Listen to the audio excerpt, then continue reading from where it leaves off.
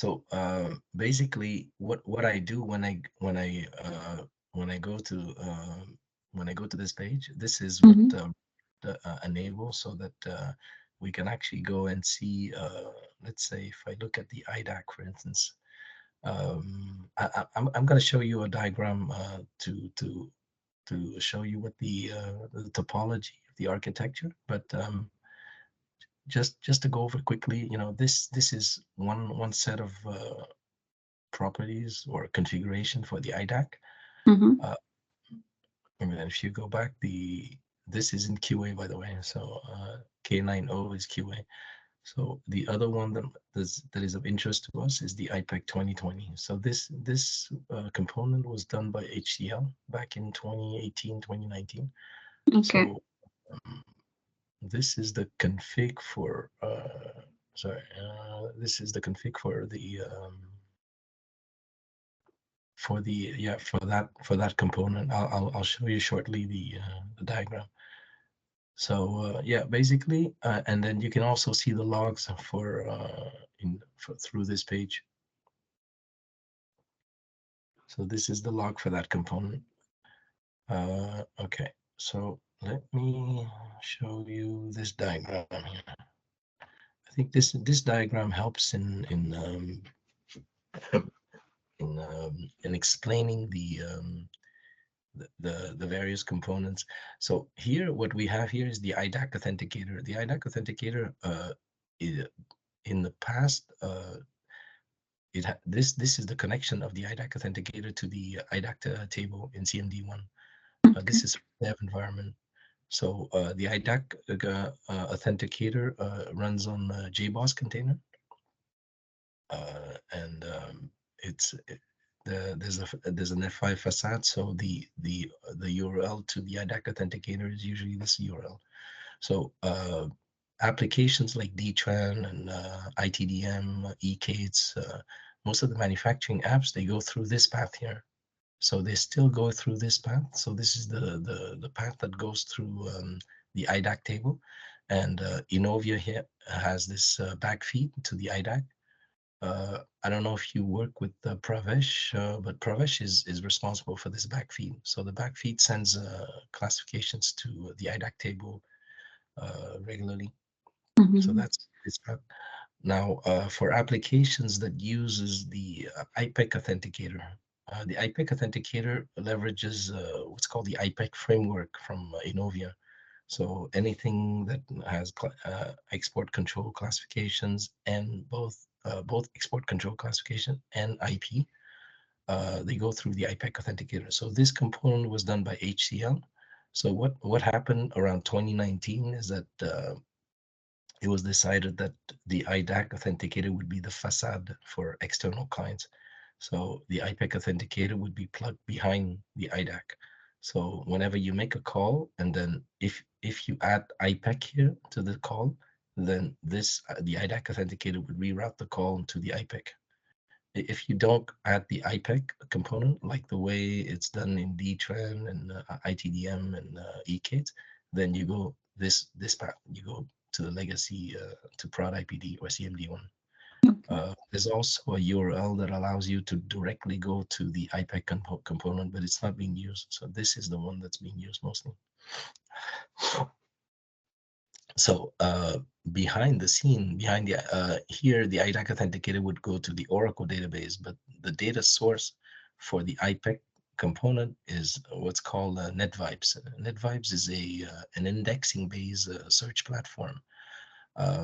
It's a little bit like Elasticsearch, so it's all based on indexes, and it also uses a backfeed here with Innovia. So the backfeed is more in real time. So there's data exchanges happening throughout the day between the connectors and Innovia. So those connectors pull data from Innovia and populate the indexes in the NetVibe, and the IPEC component here does send queries, search queries against NetVibes to results. This is what's called Pratt and Whitney refers to it as the IPEC rule engine. So there's logic in here that basically validates if a user has access to a particular object in Innovian. So this was done so that basically applications would be able to transition from IDAC to IPEC without changing the interface. Um, there was a new version that was done in 2020.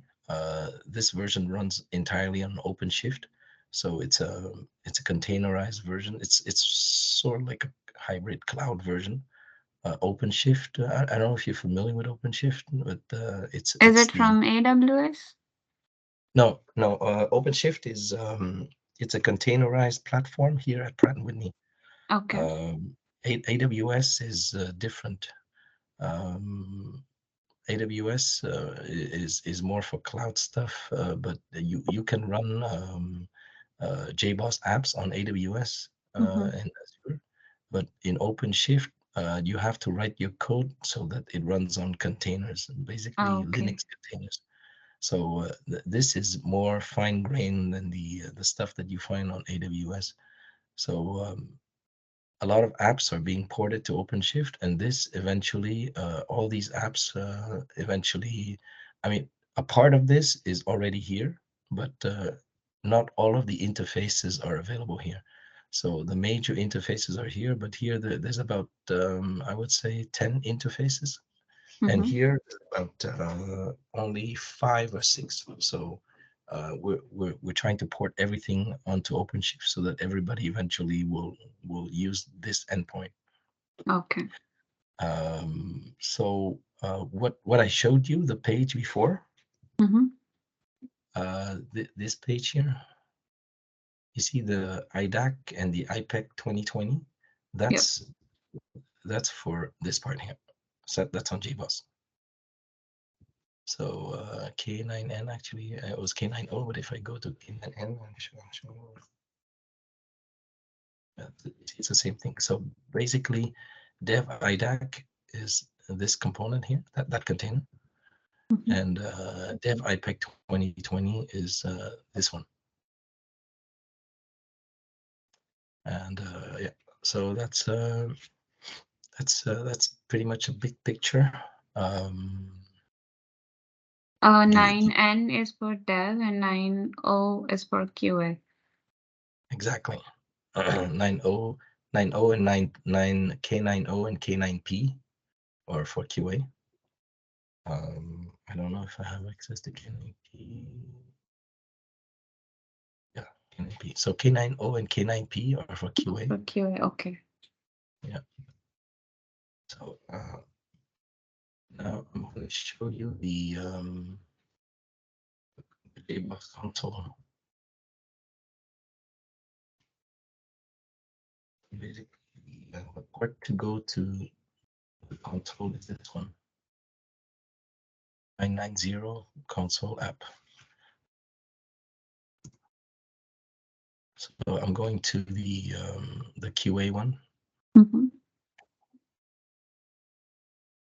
Actually, let me go to the dev so that it's clear.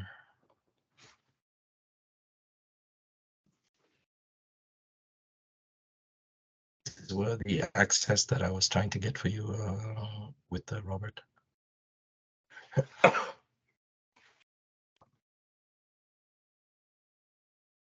You seem under the weather today. Sorry? Are you good? It seems like you Yeah, have cold. yeah. And I've had a bad cold since the weekend. Oh, I can hear in your voice. Yeah, yeah. Yeah. I think after this call, I'm gonna wrap up for the day. So you see when you go for deployment, this is Yeah. where you go. So basically, I have the IDAC here and Yep. the IPEC, IDAC and Okay. IPEC. So here, this I don't know if you are you familiar with this console? No, I have just seen it once before when Robert was sharing like how he does the Oh, deployments. okay, perfect. Yeah, so basically he does it here, and here it gives you a status. You see at a quick glance, you see this one is off. This Yeah. container is shut down. So basically, when you click here, you can stop and start the server. Okay. Um, and then when you go to runtime, you can switch between servers here. And if you go to the IDAC, uh, so I'm on the IDAC side. Here in dev, I only have one master, which is K90. Mm-hmm. But in QA, I would have master and then K9P. So it Okay. shows you like the two instances. So once you switch to the dev IDAC, you can go to log viewer and you can click here and you can see, you can view your logs here. So these instances are running on the JBoss application. Right. Okay. So this is the current instance. Yeah, exactly. You can check the environment variables if you want. These are, you see the IDAC properties. This is where we store this is where we store that file that you saw earlier. And yeah, that's it. So this is pretty straightforward. I usually use this mostly to check the status of the server Mm. here, to Okay. view logs here, and to do deployments here. That's basically that's what I do. So I ask Robert to give you deployer, developer, and maintainer roles. Yeah, right. Yeah. So Same as basically, you. Yeah. yeah, exactly. So there's two ways to deploy. Usually you can you can, let's say, click on this and you do a remove and then you Mm-hmm. add, or you can do a replace. Replace, Okay. it does it in one shot. So Both remove and add. Okay. yeah, you just choose the file and then you deploy directly, and then replace will do something that add and remove will not do, which is it will automatically assign because every container is assigned to a specific group. So you see Okay. the IDAC is already assigned to the IDAC group. That's why it's not in here. But if you do an add, then you will have to go and after that and do assign to assign Okay. it to the IDAC group. So, but if you do replace, you don't have to. Just keep in mind that when if you have to deploy, then the thing I'm showing you this is because the IPEC component, this is done by HCL. So HCL will, if they have to do a bug fix, they'll come to us to ask us to deploy this. So this component we'll have to deploy ourselves. Ah, okay. So I mean, we have to do it for them. So So like what once their change request is approved and everything is done, and we will do it in the deployment window. yeah, well, you would do it first in dev so that Okay. they can test it. And Stefan Vallet, who's the GT specialist, he'll be Okay. doing most of the IPEC testing. And Mm-hmm. then after that, you know, you'll do the same thing in QA, K90, and then Right. after that, do a production. But they don't have access to these environments, HCL, so we're doing everything for them. Yeah, so basically that's oh, there's one more thing. Let me see. Okay, this is basically this part here. So there's not much to it. There's the configuration here that you can check also. Um, that was in the okay. Let me go back to this page here. You can.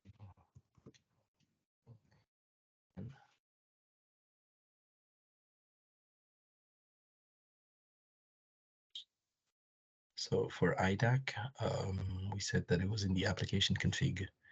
So you see, the stage here determines which environment it's currently in. So if I Yep. switch to K90, oops, I'm not in dev anymore. I should be in QA. So that's one. So if I go to QA, so Yeah. Stages production. well, that's not good. Hmm, this is not good. There was a mistake.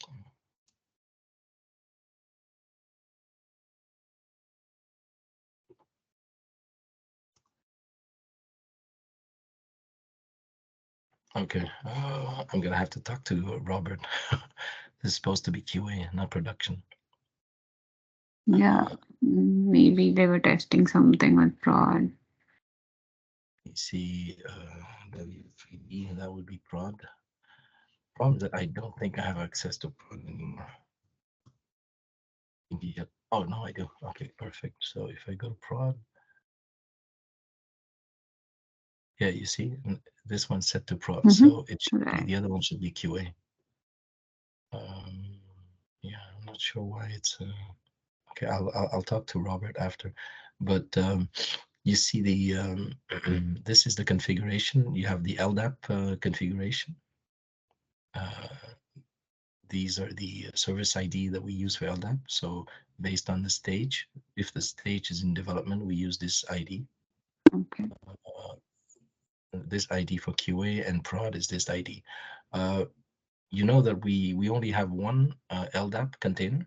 The reason why we're using three different IDs is because of the supplier and the consumer users. Um, they each have their own containers in each environment.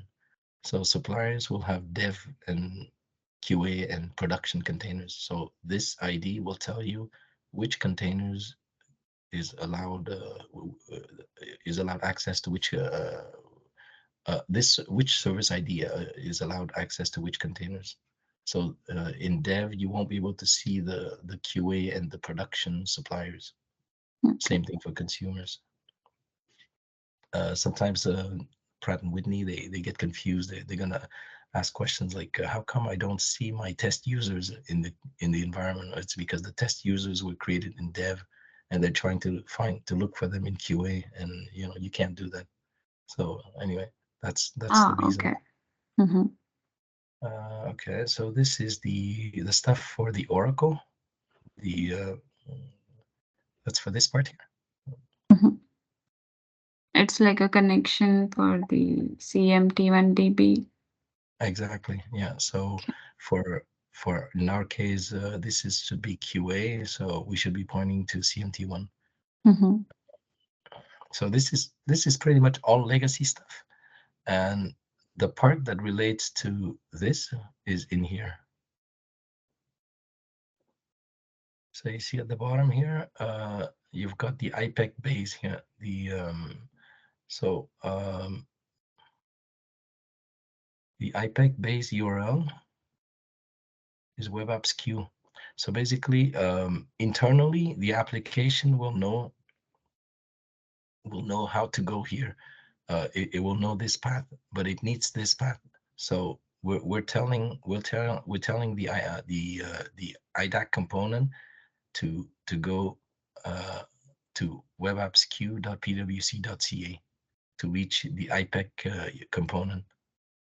So basically, what it does is it goes here like this, but actually it will go outside and will come back in through the F5 like this. That's the path it would take. But I mean, architecturally, it invokes this component, but it does it through the F5. Oh, I didn't understand. Like it goes from the IDEC authenticator, then go to F5 and then come back to that IPEC. Exactly. Yeah. So Okay. let's say if you're right now, we're in Web Apps D. Web Apps. Let me go to Web Apps. Let me go to.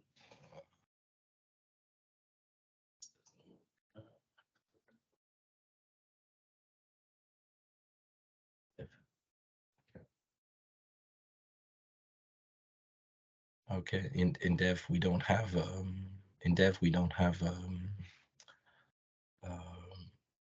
we don't Web have a apps five. D something. Yeah. Yeah, we don't have an F5. So basically in Dev, it will invoke this guy directly. but Oh, okay. in QA we do have an F5 alias, so it will actually come out and it will invoke this guy, but through the F5. Mhm. So Okay. basically, it will go like this. I put in the Teams meeting. Um, what did I have? Let me show the Teams meeting. What did I put in there? Um, I put a path to on my auto mount. Actually, you know what? Let me send it to you so that uh,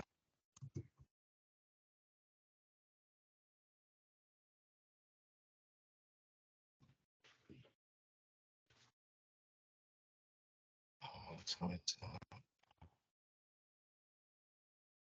Oh, yeah, I have. It is for Grand Central tool. yeah, exactly. So in that path, what you will have actually, you know, why don't you install it and it'll be much faster if you run it. Okay. And in the meantime, I'll send you this diagram too.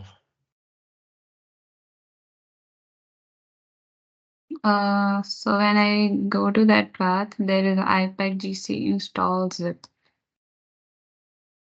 Yeah, so you copy that somewhere and then install it into when you unzip Okay. into another directory where you want the tool to be. Ah, okay.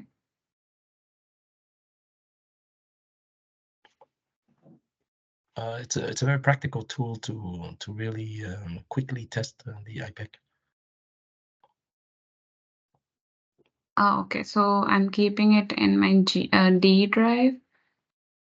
I have unzipped it as well. So now I just run the setup.exe. Uh, yeah. Do you want to share your screen? I'll walk you through it. Yeah, sure.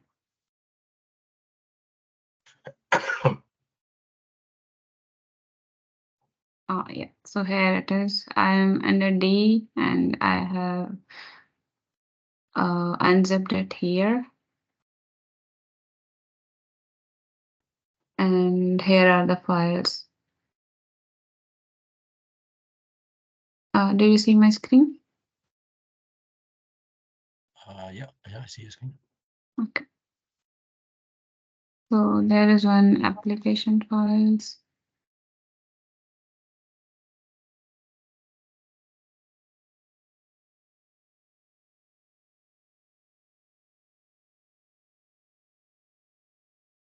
Which So one should I? yeah, if you go back to the main directory, Yeah. did you unzip it? Okay, just run setup.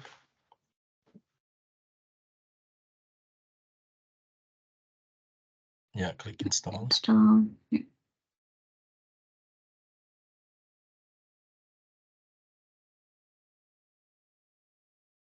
So here you put in your LDAP badge.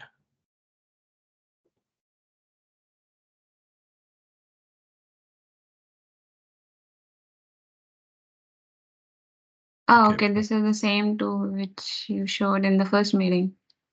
Yeah, exactly. Now, if you close it, I just want to show you how you get it back again. How to close? Yeah, just there's the X in the corner. I didn't put in the file menus yet. In the top right corner, you should have a. Oh, Oh, you don't see it? no. Because like maybe Oh, your uh screen is too small. yeah, it's not fading on my screen. Maybe let me try stop sharing and then see if I can see that cross. Okay. Oh, okay. It's on the top. Okay. Yeah. Let me try stop sharing and then if I can see that. Yeah, I'm Okay. back. Well, I mean, I can share and then you can follow along if you want. But share. I'll Yeah, I'm able to close it. Okay, perfect. Yep, I did it through a task manager.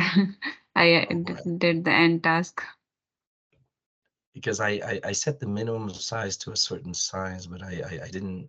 I figured it would be small enough. But Actually, it's my laptop. Like I'm not connected to any separate monitor right now. I'm just on my mhm. laptop. That and my laptop has like very small screen. I think it is 15 inches or something. Okay, no problem. So if you see my screen, Yeah. you would typically go through the window key. So when you hit the Yes. window key, then you just type IPEC, and then because the install you did just install it in on Windows. So once you launch IPEC, then your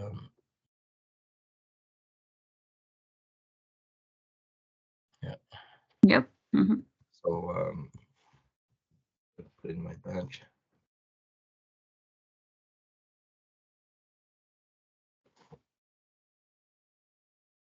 So basically, oh, can you see me? Can you see my Yep. screen? Yep. Yeah. Hmm. Okay.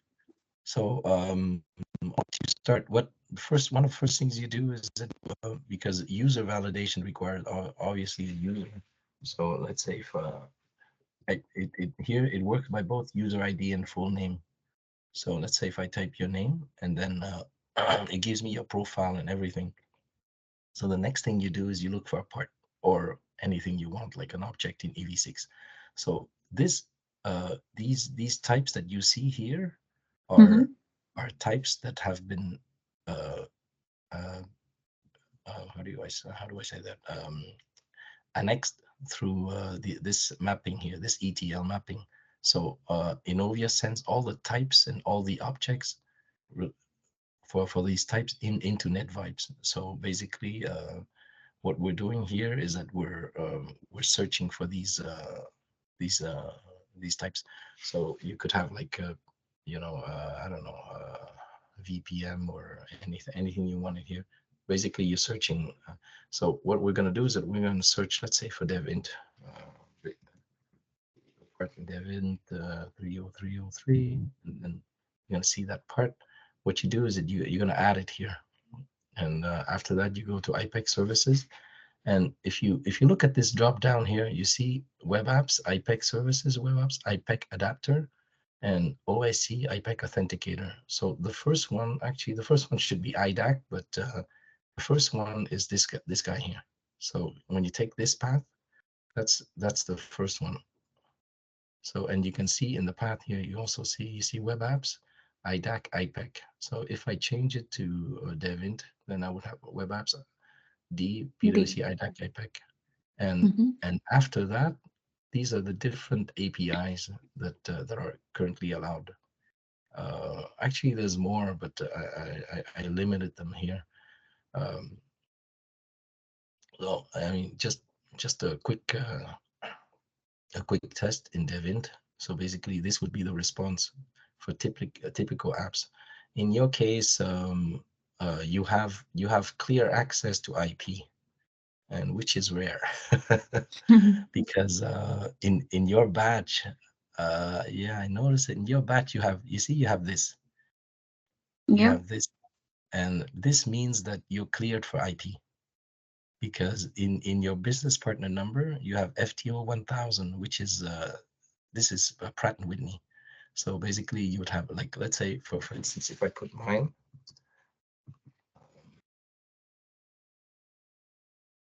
see, I only have PwC business partner number, which is this is a contractor ID. Oh, So okay. when you click here, it automatically fills in the profile here, so I don't have to redo it. So if I try the same thing, oops, oh, I didn't set my country of location. Uh, these two work by country of location. Oh, this is something I also have to mention to you. You're familiar with the how to set your country of location for IPEC and everything? Yes. Yeah, I yeah. have a URL Okay, and perfect. then yeah. Okay, so you already know this part because I don't set mine, and the reason Okay. why I don't set mine is because when I go through this guy through this tool, I have a header that I send that tells me to not to check um, the country of location. But usually, most client applications going through here or here or here, they have to check their country of location. Mhm. So in this particular case, I need to check. And when I do, In DTrain also it fails for us. It does not go to VPN when our country is not set. okay, okay. So you see, for me, I get a denied for IP Oh, because okay. the denied is happening at the share with, which is basically the organization that this object data shares with. And because in my BPO, my business partner object, business partner BPN, I mean, in my BPN, this Mhm. says that I'm a contractor, whereas in your case, it says How that come mine is different? I think no, yours is the same. You see the business partner number, you also have a Yes. contractor ID, but Yes. this one overrides this one. So in Oh, the okay. engine logic, it will look for this one first. So it's sort of like an exception. I think the What does fact that this you're working mean on by? fan, maybe you have a cleared exception here. And so basically when it checks you, it says that you're Pratt. So basically you're going to be cleared for a lot of a lot of objects, whereas most DXC will not be cleared for all these objects. Let's say, for example, if I put Patrick Babin, uh, he's cleared for a lot of stuff. Patrick Babin, oops. So that's his badge. And you see his business part Yep. number is FTO 1000. That's Pratt. Yep. And he Mm-hmm. has also a lot of licenses that allows him to be cleared for a lot of other stuff. Okay. So if you if I try him, he's also allowed just like you. Mm-hmm. Oh, Right? okay. So this tools is good if you really want to test quickly, and like you can also see, let's say for instance, one of the testers is Van Valley, who's also has very similar privileges than Patrick. So, Mm-hmm. the search sometimes is it it picks up the previous search, so it won't. So you see, his batch is this, but he has a lot of test users. So Right. sometimes he's going to be testing things, and he's going to say, "I'm testing with this user. How come it doesn't work?" So you can go in here and you can type his name, and you can check for the object that he's testing, and then you can say, okay, test, and then okay, you're denied for IP. Okay, I can confirm that, and Okay. then you can do the same thing for the other services too. This one, you see, he didn't set his country of location Right. for ID, so he's gonna have to do it. But let's say if I try with this one, you see, he set his country of location for his ID, and his ID he's allowed for everything, just like Patrick Mm-hmm. Bame. So they have tons of profile here that So they whosoever is cleared, he should have the IP FTO 1000 and he will be able to see the stuff. yeah, exactly, yeah, yeah. Okay. So basically, these two, this one is only there for reference if you really want to know about the classifications and you know, let's say if you want to look if it's a high technology or low technology. Uh, for instance, everything that's high technology is audited. So there's logging that audits high technology stuff, and then the low technology we don't track. Okay. So let's say every time you access a part that's classified as high technology, it will be logged in the centralized logging solution for Pratt& and Whitney. Mm-hmm. Yeah. So basically, you've got this one. This one you can play with this after. Just one thing though. Let me go back to QA int because I have more parts in QA int. Oh, I think QA int is down right now. So let me go to prod. So if you go to prod, oops, you can basically select multiple parts. I'm going to remove this guy because this guy doesn't exist in QA. So once you test, you can test with the JBoss service, this one, these two. You can test using multiple objects, right? So if I do a submit, oops, I have to go to QA int. You have to remember to sync this with this when in prod. I mean, I have to go to prod. Okay, so if you see, otherwise it gives you data not found. So you Right. see, I can do a validation for multiple objects for the JBoss version. The OpenShift version is a bit more restrictive. So if I do JBoss, I switch to the OpenShift version. You see, it gives me objects is empty, and then it doesn't populate the URL. So this URL is what's being sent. So if I send this, of course, it's going to give me object not found. So what you have to do is that you go here, you have to select one. If there's more than one, you have to select one, and then it will populate the object here, and then Mm-hmm. here as well. And then you can do your query. And basically, that's pretty much it. This one you never really need to call it. I would call it sometimes if I need to troubleshoot something. So let's say if I want to troubleshoot, people are saying that there's a problem with this. They don't have access to the IPEC. So the first thing I do is that I go here, I check I check the IPEC service first. If that works, if that doesn't work, then I drill down to this guy.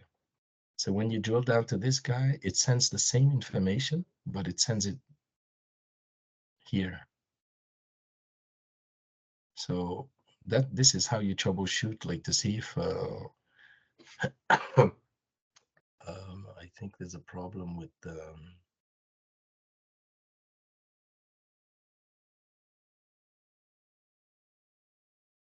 I forgot what was the problem with this guy.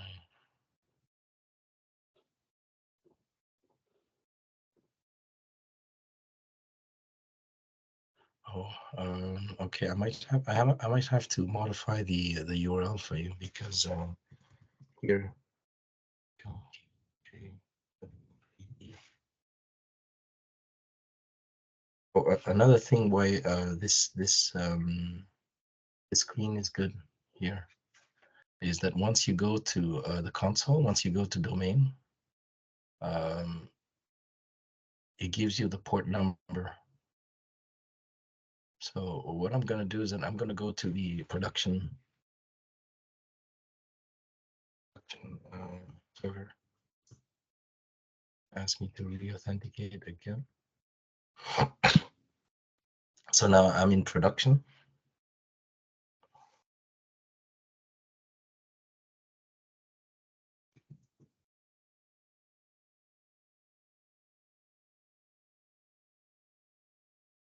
I think there's something wrong with the F5 URL in production. So Mm-hmm. I'm going to go in through the port. But like I Okay. said, you don't really need to do this all the time. But if you do, it's good to have this port here. So the component I want is IPEC 2020. Right? So it's this one. So IPEC adapter is IPEC 2020. So I want to go into W3B and port is 53. So that's 8080 plus 53. So that's 8080 plus 53. That's 1.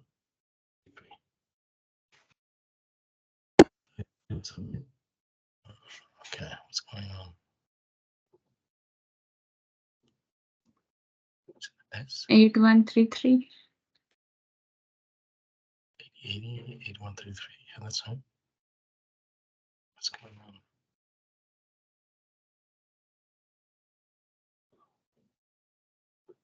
Okay. When it crashes like this, it means that the URL is not good. Let me try again. Yeah, 53 is 53 plus 8080 plus Yeah. 53 is 8133. Right. How come it doesn't go in? Um, yeah, let me try again. I always have the issues with that component. This is because for us it's a black box. Mm-hmm.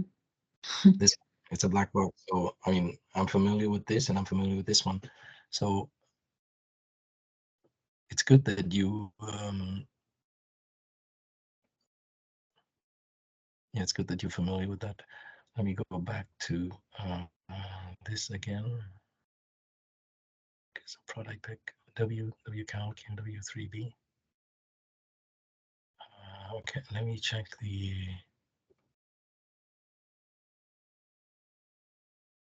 If I check the logs, you see there's two instances. The other one is on plant 5.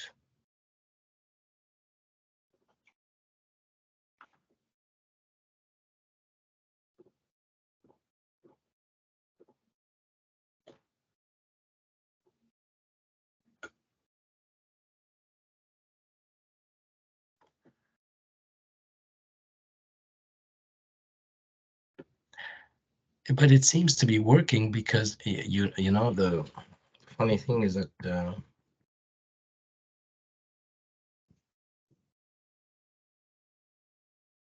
So if we take that URL and directly go to the browser, there also it will crash.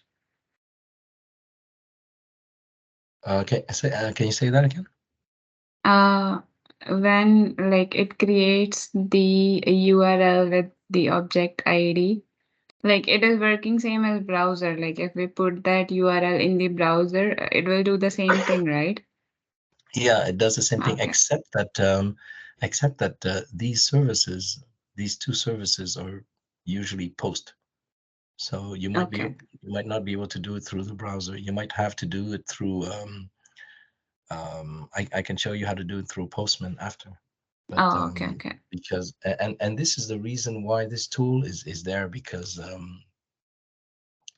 you can look up the user and then the user will basically be posted will I use this tool to populate automatically the user here because you Oh, need this okay. profile.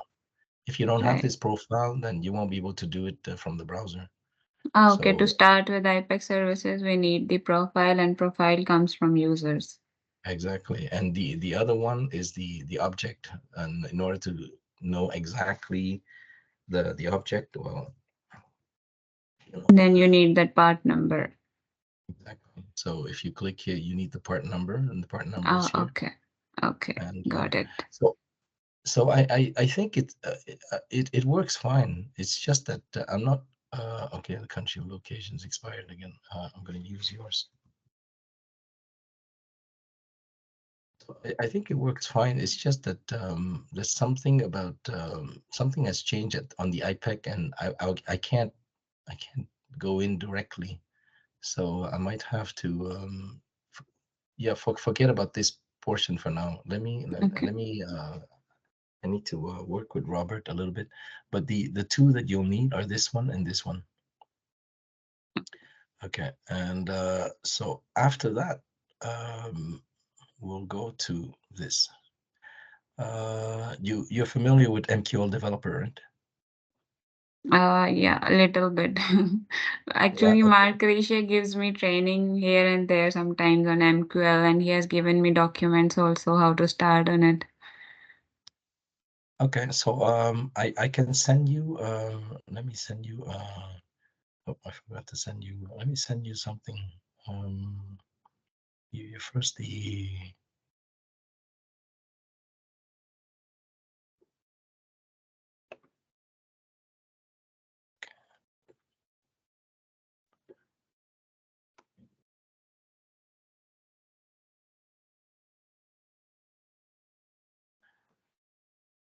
then.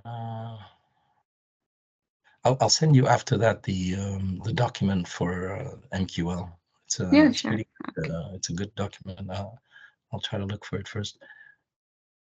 So Because like MQL is being used in PLM Navigator also, so yeah, yeah, exactly. And you'll need MQL to troubleshoot IPEC. And the reason why you need it is because eight eight problems out of 10 are data related.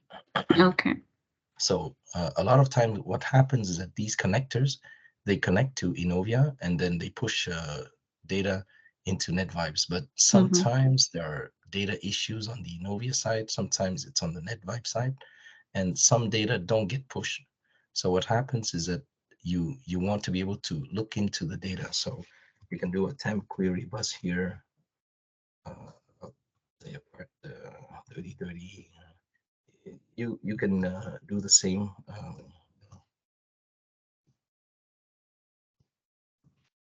Do a control return, and then it'll run the query. It's a very basic query. So you and you can run like two maybe but sure.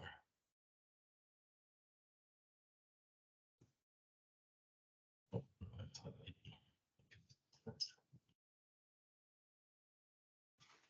And at the end of it, there you go. You have your print.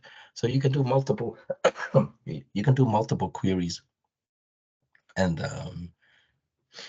this will tell you, like, let's say if you want to look for, okay, let's say if I want to look for specific information related to, um, let me send everything. I'm in production right now. So say if you want, I don't have the query on hand, but let's say if you want to look for specific information related to export classification, um, they might not. So you would basically go and look in Innovia, and you will match it with the NetVibes search. So in NetVibes, let's say if I'm looking for part 30303, Mm-hmm. and this is what IPEC uses. So IPEC will basically call this, and then you see it will return this information. This information is the schema that's in here. I don't know if I don't want to overwhelm you with too much stuff. You tell me if you want me to go over the admin console in NetVibes, but there's a lot of stuff in here. So maybe we can leave it for another session if you want. But the idea is that we want to match what's in here with what's here. So and this is the way to do it through these two windows. So you see here you have the ID information, you have IP information, you have export control information. So, Mm-hmm. for instance, this one, let's look at the IP information. IP information is related to ownership, organization, and here as well. So this tells us that this part is shared with these companies. And you have the export control. So these are the three classifications that are tied to this object. And the way they're tied is through connections in MQL and in on the NetVibe side. Here, there's more richness in the data model. So you have connections and everything. But once they go here, it's flattened out a little bit. So it's denormalized. So because this is more like index based, so there's no the graph relationship between the attributes are not as rich as on the Innovia side. But since we're only looking at things like uh, export control, IP. So we don't have to track so many relationships. So basically, this is what you get when you look for a part. If you want to be more specific, then you can say the, the naming convention is a little bit strange, but I'll so you say part. What's this boat F meaning? Sorry. Boat F means in is it in Innovia? Oh Boat no F no. basic name. BOTF means basic Yes. object type something. I forgot, Okay. but it just means it just means that it's a basic Oh, type. okay. The short And then form is okay. basic, Okay. you see the thing is that okay, I'll let me dive in, and if I lose you, let me know. If I go too fast, let me know. Okay. So it's is the, I'm gonna have to request access for you as well, but this is with the PLM guys. So this is the admin console of NetVibes. So right now I'm on KNS. If you remember, this is KNN. So this is in dev. Right Yeah. now I'm in QA. Okay. So you see, this is, it used to be called Exelite Cloud View, but it's called NetVibes. This is what Dassault is building with LM 2020. So this is our current QA INT environment in PLM 2020. Um, I'm showing you QA because it's there's more stuff in QA than in dev. Okay. Wow. Okay. So you see in QA, one of the first things you look at is this guy here. There's about 7 million documents that are indexed in NetVibes from here to here. So the number of documents are indexed are shown in this picture here. So we have these different connectors. These are connectors that are connecting to Innovia v6, and this is what's shown here. So these connectors, basically, I'll go into one. What they do is that they provide like, okay, here, this is where you configure the connectors. They're usually pretty, they're usually already configured. And HCL added what's called plugins, and these plugins are customized connectors that will basically handle. They have certain rules related to. Here's export control. Here's IP. This is related to country, and this is related to the GTS license and so on. But anyway, you don't need to bother with that. But these are basically HCL customized connectors. But Okay. the thing that you want to see is here. So um, this connector periodically will. Ooh, okay, it's set for 1 hour. Okay, this somebody must have done that because they're doing some changes in QAINT right now. So this connector is set to periodically run. Usually it would be 30 minutes, but somebody set it to 1 hour so that they can run QAINT deployment. Usually it's set to 30 minutes, so it's set to scan every 30 minutes. Um, it's set to scan every 30 minutes the changes from Innovia to NetVibes. So it will scan for every object that has changed, and then it will push them into the NetVibes environment. So that's what that thing does. So you have here all these IPEC connectors, and the thing I wanted to show you was the data model. Yeah.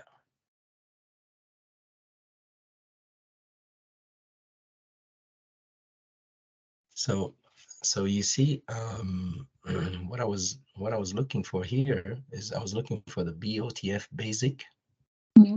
and here you have the structure of the data model. So you have BOTF basic as the base object class, and then you have company country underneath. So each of these objects have additional attributes. But if I do a search here at the top, then I have basically access to type, name, revision, source, ID. So that's what I'm doing here. So I'm doing search really at this level. But if I want to go a little bit deeper at this level, then I think I have to do the OTF basic entry, let's say, and then name, um, control, and name, it's country and the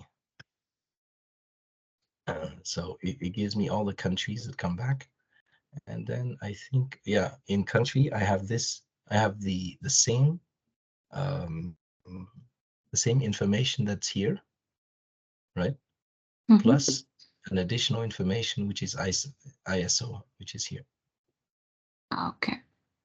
So you see, like this is how you navigate this the data model. This is how the data model is done. So each of these objects are used to work out the engine rule when we do a validation for user. But anyhow, this is really I don't want to lose you here. So basically, this is the console for NetVibes. You also have logs here. You can go and you can check the logs. NetVibes is a little bit more complicated, so you have many processes. So each of these processes have logs separately. Okay, Okay. so it doesn't come up. Hmm, that's weird.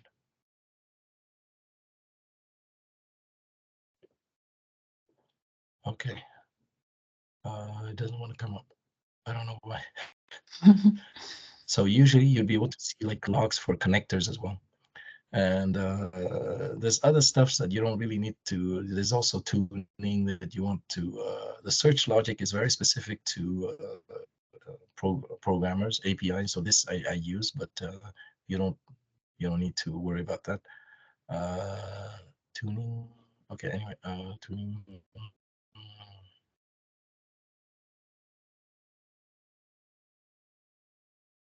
Okay. There's yeah, no, the other screen I wanted to show you is through here. So if you click on this, you can go to the API console. And when you have access to this as an admin, you'll be able to um,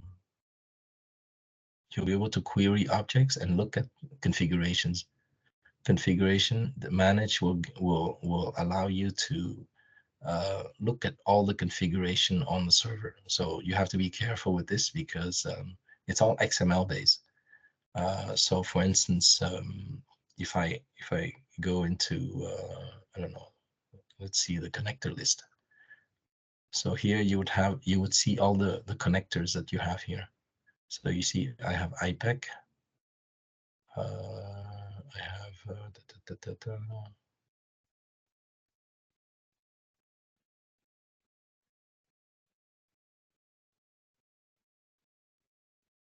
anyway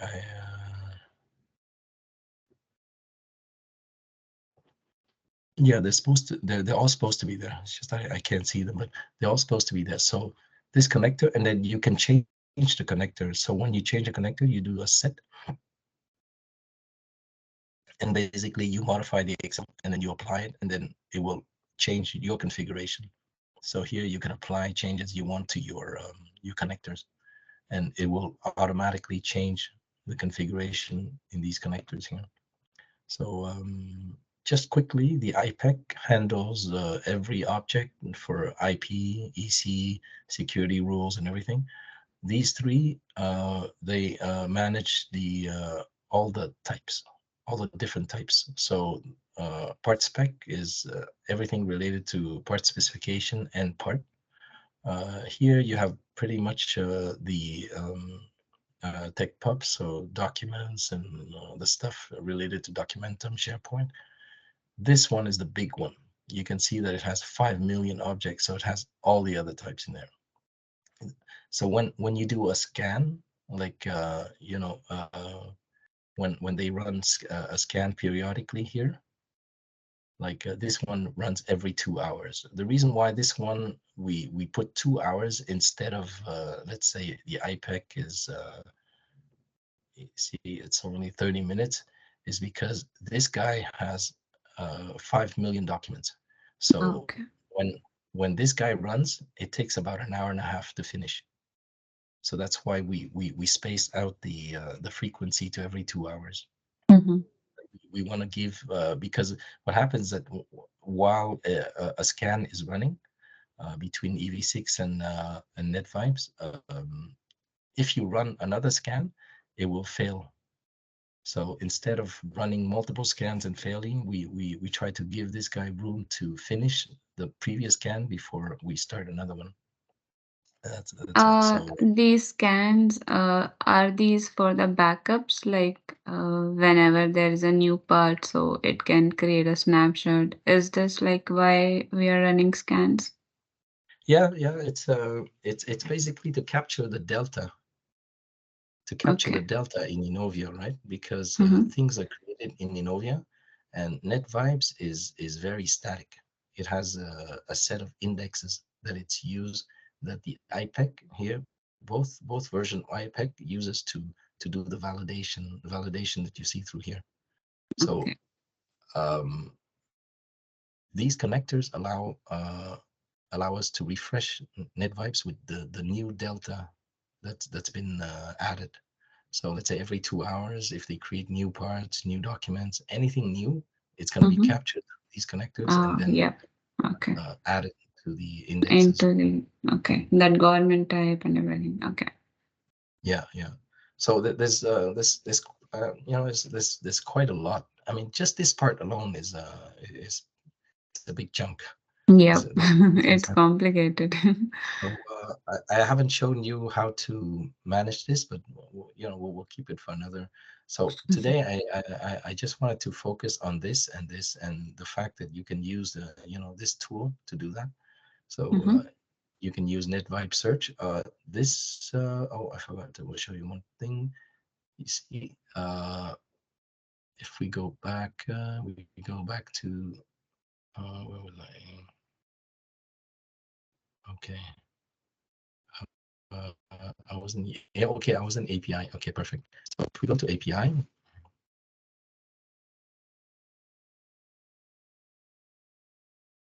this is the screen that you typically go to when you click here, API console, and you go to access.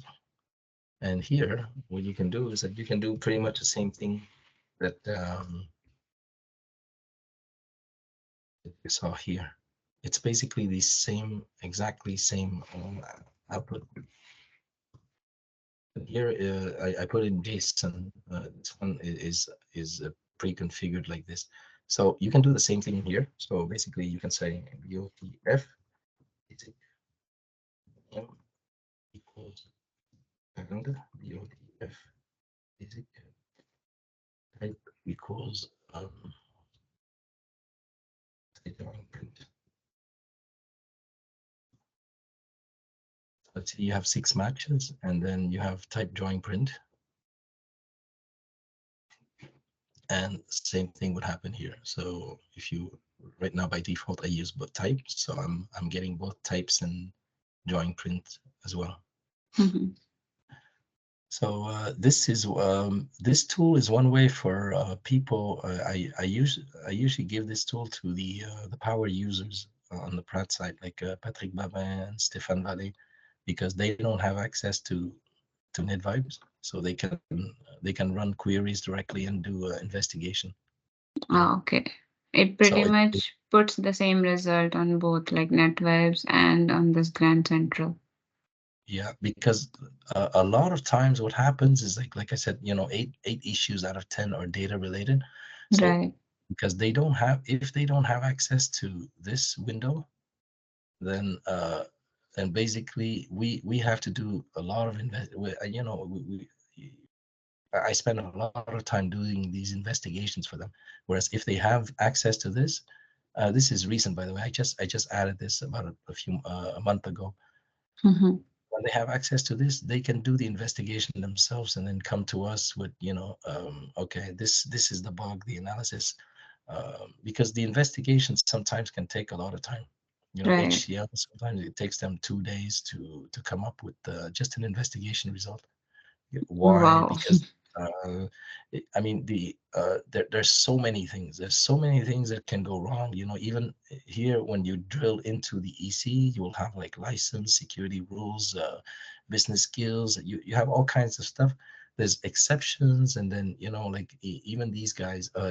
You see, you don't have exceptions, but somebody who has exceptions, for instance, will, sorry, this guy, Patrick Berman. So you see, all of these export licenses basically Okay. give them an exception to certain classification. And then you have separate rules for these. Oh yeah, if you see IN users, these are like typically suppliers or customers.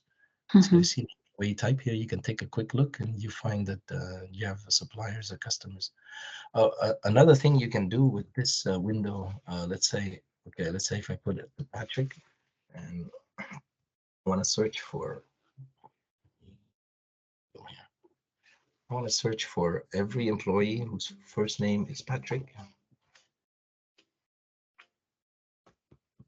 and with the country location set to CA. So you do this. If you're familiar with LDAP search, it's you open the bracket, you close, and then you put this like this. And you hit enter. And then you'll find all the users with the country location CA. So Mhm. let's say if you want to do an AND, so you do AND here, and, and now you say I want all the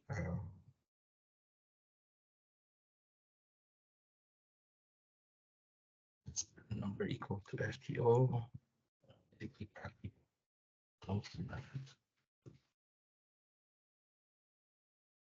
So you see it's scaled down again. So here you have all the people with business partner number FTO and country of location CA. So let's say if we change that a little bit to see what was. Mhm. So this is one way for you to look if you keep this window in mind. I think it's pretty practical. Yeah. Uh, yeah. So I think that's it's good enough for for first for first run. I mean, I'll send you the MQL stuff, the document. Okay. But I think you have enough to maybe the next time we have an issue, I'll maybe set up a call with you and then we can do it together. Yeah, sure. Or what's the frequency? Like, do we receive prod issues like almost every day? Well, there's prod issues. There's a lot of issues in QA. Okay. Prod issues sometimes it happens, but I what I do is that I usually fix the prod issues right away. So they don't. Sometimes I ask the user to create a ticket, but if it's an issue that I can fix quickly, then I do it. But there's always stuff happening. There's a lot of Okay. stuff happening in QA. So I'm often asked to look into QA a lot, and a lot of times what happens is that I didn't show you that part yet, but we would have to do a reindexation because if Mhm. data is not in sync, then reindexation is another thing that I can show you, but I'll have to talk to Cami first because it involves like running things on the QA and production server. So anyway, we'll start with this and then we'll see. But that's pretty much what I have. Yeah, Sorry, sure. I have to take this call. But I'll let you know if there's anything else. Okay. Yeah, sure. Sounds good then. Okay, no Yeah. problem. Yeah. Thank you. Okay, bye. Bye bye.